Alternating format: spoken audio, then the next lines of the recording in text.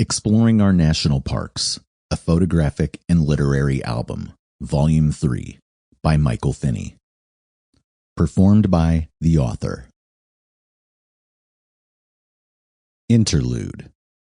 In 2019, when I began compiling this book series from the collection of musings I had created while visiting national parks across the United States, I didn't have a goal in mind for the project. The first two volumes are part personal journalism and existential expressions that were, in many cases, originally blog entries I posted across the web. Volume 1's 9 parks were collected first because they were merely the most complete entries I had at the time. It was a way to quickly publish a follow-up book after releasing the first edition of 1893, Chicago's Columbian Exposition, that year. My thinking has evolved. As I began getting deeper into the work, releasing Volume 2's book and video series of 8 parks, my intention narrowed in tandem with my focus. I began to increasingly question our relationship with these sites. For example, do we locally need to be concerned with the entirety of the planet? Can we? Isn't the planet as a systemic entity inherently intelligent enough to manage itself if we are focused on the land immediately in our surroundings? What I imply by posing these questions is an issue of scale, not concern.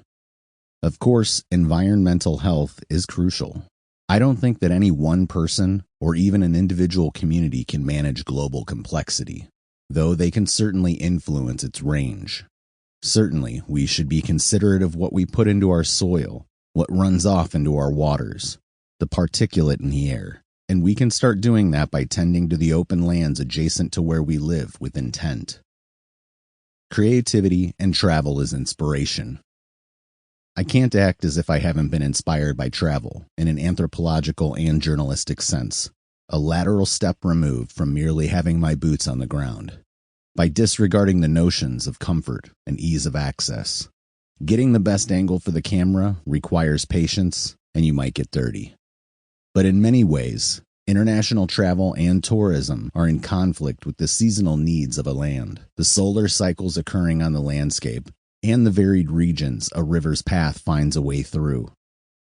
My thoughts have turned to the organic relationship of residents, like the generations of people understanding the patterns of nature in opposition to park rangers who often come for brief stints and go when the assignment ends. Many of us were fascinated by simple plants and bugs as children. We need to retain that curiosity into adulthood by becoming amateur botanists and ornithologists embedded into the parcels where... Sample complete. Ready to continue?